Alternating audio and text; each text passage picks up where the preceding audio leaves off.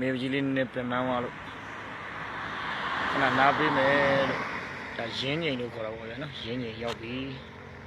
ဒါကျွန်တော်တို့ဂျုံလို့ရှိရင်ဒါဂျုံထိုင်ကြည့်တဲ့ဆိုင်ပေါ့နော်ရင်းငိန်ကအဲ့မှာငရှင်း60ကောင်းတယ်ဗျငရှင်းချက်တဲ့ဟာပေါ့အစိမ်းပေါ့နော်ငရှင်းလည်းဆက်ချက်ပြီးတာအဲ့ဆိုင်တော့ကောင်းတယ်တောင်ရဲ့အလားဒီမှာဆယ်ရီလွတ်တဲ့ချိန်နဲ့ပတိလာလို့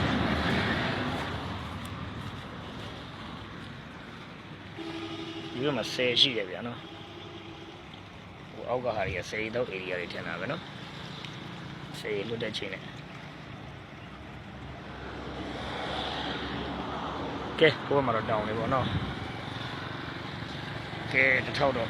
လာပြီးတော့ဖြတ်တန်းအောင်ပါပေါ့ဗျာညဝေတာပါလို့